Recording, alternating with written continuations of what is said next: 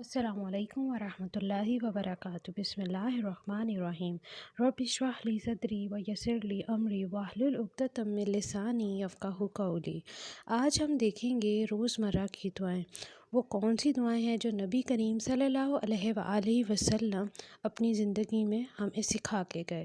تو سب سے پہلے ہم دیکھتے ہیں صبح بیدار ہونے کی دعا۔ صحیح مسلم کی حدیث نمبر 6887 پہ ہے اور صحیح بخاری میں 6312 پہ ہے۔ صبح اٹھ کے جو دعا پڑھیں گے وہ یہ ہے: الحمدللہ الذی احیانا بعد ما اماتنا والیہ النشور۔ اس کا ترجمہ ہے: شکر ہے اس اللہ کا جس نے ہمیں مار کر زندہ کیا، یعنی سلا کر ہم کو جگایا، کیونکہ سونا بھی ایک طرح کی موت ہے اور اسی کی طرف اٹھایا جانا ہے یا لوٹنا ہے۔ تو جب ہم صبح اٹھیں گے، یہ دعا پڑھیں گے اور اللہ رب العزت کا شکر ادا کریں گے کہ اس نے ہمیں ایک ہمیں سلا کر ہمیں موت کے منہ سے نکال کے ہمیں ایک نئی زندگی دی اور نئی زندگی کا آغاز دیا۔ اور جب صبح اٹھ کے الحمدللہ کہیں گے تو کس کس بات اس میں شامل ہوگی؟ الحمدللہ ہم صحت مند صبح اٹھے، الحمدللہ ہم پوری رات حفاظت کے ساتھ سوئے۔ یعنی کہ اگر ہم دیکھا جائے نا تو اس الحمدللہ میں بہت شکر ہے اللہ کا جس نے ہمیں نیند دی۔ بہت سارے ایسے لوگ ہیں جو سوتے نہیں ہیں، جو سونے کے لیے ترستے ہیں۔ تو اللہ رب العزت نے ہمیں نیند دی، صحت دی، ہمارے اعضاء کو صحیح سلامت ہمیں واپس کیا صبح، اور ہمیں سانسیں دیں، ہمیں دیکھنے کے لیے آنکھیں دیں، سننے کے لیے کان دیے۔ اللہ کی ایسی کون کون سی رحمتیں ہیں جو اللہ تعالیٰ نے ہماری اپنی ذات پر کیں۔ ہمیں سونے کے لیے بستر دیا اور صبح ہمیں سانس لینے کے لیے ہوا دی۔ تو دیکھا جائے تو اللہ تعالیٰ کا بہت شکر ہے کہ اللہ تعالیٰ جو ہے نا ہمیں صبح اٹھ کے سب کچھ مہیا کرتے ہیں۔ تو اس بات پہ ہم نے صبح اٹھ کے اللہ تعالیٰ کا شکر ادا کرنے ہیں اور اللہ تعالیٰ کو اپنی دعاؤں میں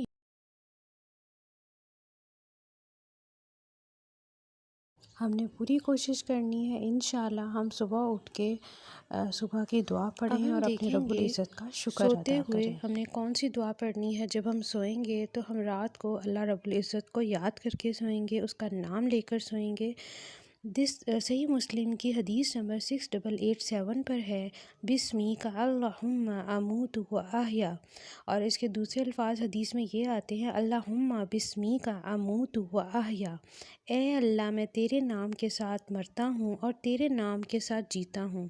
ہم اللہ رب العزت کو اللہ رب العزت کے حوالے کر کے سوئیں گے کہ اللہ تعالیٰ تیرے نام سے میں مرتا ہوں، یعنی کہ تیرے ہی نام سے میں سوؤں گا اور صبح تیرے ہی نام سے میں جاگوں گا۔ آپ کی اس دعا سے اللہ رب العزت آپ کی جو سونا ہے اس کو عبادت بنا دے گا۔ ہم کہتے ہیں، ایک انسان کہتے ہیں ایک مومن کی جو رات ہوتی ہے وہ عبادت میں کیسے گزر جاتی ہے؟ جب سوتے ہوئے وہ سونے کے اذکار کرتا ہے، سونے کی دعا پڑھ کے سوتا ہے، جو اس کا سونا ہوتا ہے وہ اس کی عبادت بن جاتا ہے۔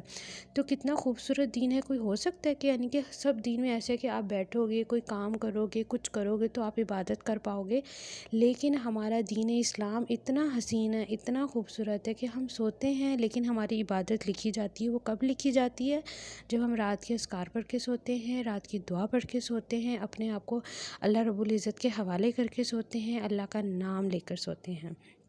تو انشاءاللہ تعالیٰ ہم نے سونے کی دعا اور صبح جاگنے کی دعا کو اپنی روٹین میں لانا ہے۔ اگر آپ کو یاد نہیں رہتا تو آپ الارم لگا لیں، سونے کی دعا ضرور پڑھ کے سوئیں، صبح جاگتے ہوئے اللہ رب العزت کا صبح اپنے رب کا شکر ادا کر کے سوئیں۔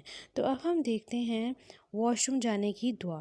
یہ ہے صحیح بخاری میں 142 پہ ہے: اللہم انی اعوذ بیک من الخبث والخبائث۔ اے اللہ میں خبیث جنوں اور خبیث جنیوں سے تیری پناہ طلب کرتا ہوں۔ بہت ہی امپورٹنٹ دعا ہے۔ ہم اس کو بہت چھوٹی سی دعا سمجھتے ہیں، لیکن یہ ہماری زندگی پہ افیکٹ ہونے والی سب سے بڑی بات ہے کہ جب واش روم ہے نا، وہاں پہ وہ شیطانوں کی جگہ ہے۔ جب ہم جاتے ہیں بغیر دعا پڑھے جاتے ہیں، اپنی سیفٹی کیے بغیر جاتے ہیں، تو جہاں پہ انسان اپنی سیفٹی نہیں کرتا اوبویسلی وہ ان ڈینجر میں ہوتا ہے۔ ہمیں ان ڈینجر جنوں، جنیوں، شیطانوں، وسوسوں سے اپنے آپ کو پناہ دینی ہے۔ واش روم جائیں، واش روم جو ہے نا سمجھ لیں ایک ان کا گھر ہوتا ہے شیطانوں کا، وہ آپ کے اندر بس وہ جن انسان کے اندر کیسے داخل ہوتا ہے، وہ ایک جگہ ہے واش روم جہاں جن جو ہوتا ہے نا انسان کے اندر داخل ہو جاتا ہے اور اس کو نقصان بھی پہنچاتا ہے۔ نقصان وہ کیسے، وہ اس کے ایمان کو نقصان پہنچا رہا ہے، اس کی باڈی کو نقصان پہنچا رہا ہے، اس کو وسوسے برے خیال، یعنی کہ واش روم میں جا کے نا انسان پورا اپنے آپ کو شیطان کے حوالے کر دیتا ہے۔ تو ہم نے اپنے آپ کو، اپنے ایمان کو خطرے میں نہیں ڈالنا، اپنے آپ کو شیطان کے حوالے نہیں کرنا۔ تو انشاءاللہ اللہ سے دعا مانگنی کہ اللہ تعالیٰ آپ کو دعائیں پڑھنے کی توفیق دے۔ یہ سب دعائیں اللہ کی توفیق سے ہی ہمیں حاصل ہوں گی۔ ہم نے واش روم جاتے ہوئے دعا پڑھ کے اپنے آپ کو اللہ کے حوالے کر کے جانا ہے۔ اب ہم دیکھیں گے واش روم سے نکلتے وقت کی دعا، اور وہ ہے ترمذی کی حدیث نمبر 7 پہ، ابو داؤد کی حدیث نمبر 30 پہ۔ دعا ہے غفرانک، اے اللہ میں تیری بخشش چاہتی ہوں۔ یعنی کہ ہم نے واش روم سے نکلنے وقت یہ دعا مانگنی کہ اللہ تعالیٰ میں تجھ سے اپنے گناہوں کی بخشش مانگتی ہوں، کوئی ایسا گناہ نہ ہو گیا، کوئی ایسا کام نہ ہو گیا۔ دیکھیے اللہ رب العزت نے ہمیں اس وقت غفرانہ کا دعا سکھائی کہ اللہ تعالیٰ تو ہمیں بخش دے۔ ہم واش روم میں گئے، ہم بھول گئے، کوئی ایسا کام کرنا بھول گئے یا کچھ کو بھی ہم سے کوتاہی ہوگی، تو اللہ تعالیٰ سے بخشش مانگنی ہے، اپنی گناہوں کی معافی مانگنی ہے، اور جاتے وقت بھی اللہ کا نام لینا ہے اور واپس نکل کے بھی اللہ تعالیٰ کا نام لینا ہے۔ اب ہم تیسری جو پہلے ہم نے پڑھی بیدار ہونے کی دعا، سوتے وقت کی دعا، واش روم جانے کی، واش روم سے آنے کی، اب ہم پڑھیں گے وضو سے پہلے کی۔ تو بہت ہی سمپل ہے اور موسٹلی لوگ نے یہ بھول جاتے ہیں، اور بہت ہی چھوٹی سی دعا ہے۔ وضو سے پہلے آپ نے بسم اللہ پڑھنی ہے۔ ابو داؤد کی حدیث نمبر ہے 101، اور اس کا مطلب ہے اللہ کے نام سے، یعنی کہ صرف آپ نے وضو سے پہلے بسم اللہ پڑھنی ہے دل میں۔ اور یہ بہت ہی امپورٹنٹ تھا۔ ایک اور حدیث میں انشاءاللہ جب میں ایکسپلین کروں گی تو اس میں ہمیں حدیث میں یہ بھی ملتا ہے کہ جس نے وضو سے پہلے بسم اللہ نہ پڑھی نا، اس کا وضو نہیں، اور جس کا وضو نہیں تو اس کی نماز نہیں۔ تو یہ بہت ہی ایک بلنڈر مسٹیک ہوتی ہے جو ہم کی عام روٹین میں کرتے ہیں۔ تو ہمیں بسم اللہ، آپ ایسا کریں جہاں پہ اگر آپ کے کہیں پہ بھی کچھ ہم بھول جاتے ہیں نا، تو اپنے آپ کو ریمائنڈ کرانے کے لیے کچھ ایسا آپ سامنے رکھ دیں، شیشے کے آگے رکھ دیں، تاکہ آپ جب وضو کرنے لگے نا تو آپ کو یاد رہے کہ مجھے بسم اللہ پڑھنی ہے۔ اپنے دعاؤں کو ریمائنڈ کروانے کے لیے اپنے کمروں میں، اپنے واش روم کے، میں نے تو اپنے واش روم کے آگے جو ہے نا ایک ٹیگ لگایا ہوا ہے تاکہ مجھے یاد رہے واش روم سے نکلتے وقت بھی دعا پڑھنی ہے، باہر نکلتے واش روم کے اندر نہیں لگانا، واش روم کے سے باہر لگائیں گے، ٹھیک ہے۔ تو اپنی جو وضو والی دعا ہے نا، جیسے آپ صحن میں وضو کرتے ہیں تو صحن میں ایک کچھ لگا دیں، بسم اللہ کی سینری لگا دیں، تو آپ کو یاد رہے کہ میں نے بسم اللہ پڑھنی ہے وضو سے پہلے نا۔ تو اب ہم پڑھیں گے وضو کے بعد کی دعا، بہت ہی پیاری دعا ہے۔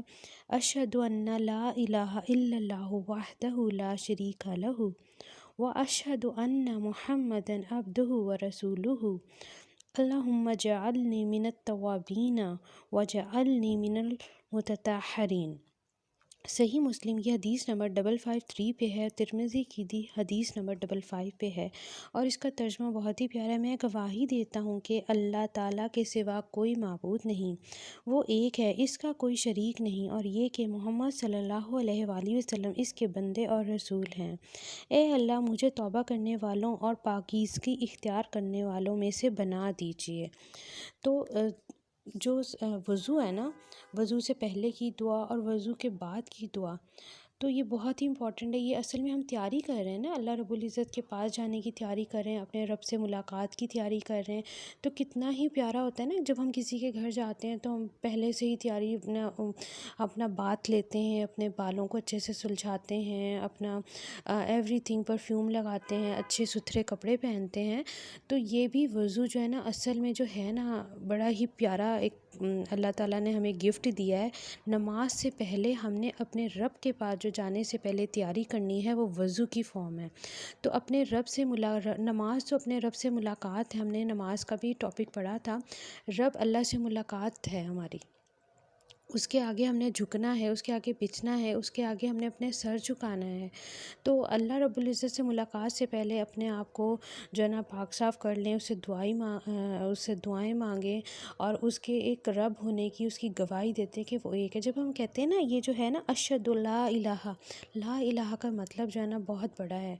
لا الہ کا مطلب ہے کہ ہم نے اپنے آپ کو اللہ کے آگے سرنڈر کر دیا، بس میں اس وقت کچھ نہیں ہوں، میرے سامنے صرف ایک اللہ کی ذات ہے، میں اس کے آگے کیا ہوں، میں تو ذرا برابر ہوں، میں کچھ نہیں کر سکتی۔ یعنی کہ آپ نے اس کے سامنے اپنی عاجزی کو ایکسپلین کر دیا کہ اللہ تعالیٰ میں تو تیرا عاجز بندہ ہوں۔ یعنی کہ آپ اس وقت اللہ اکبر کی ایکسپلینیشن دے رہے ہیں، پھر آپ اللہ اکبر جب نماز بھی کہیں گے پھر وہ آپ نے گواہی دے دی، اللہ تو ہی بڑا ہے، میں تو کچھ بھی نہیں ہوں۔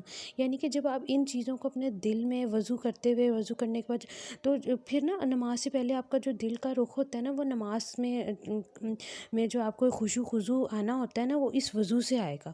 کچھ لوگ کہتے ہیں ہماری نماز، ہمارا دھیان نہیں جاتا نماز کی طرف، وہ کیسے جائے گا؟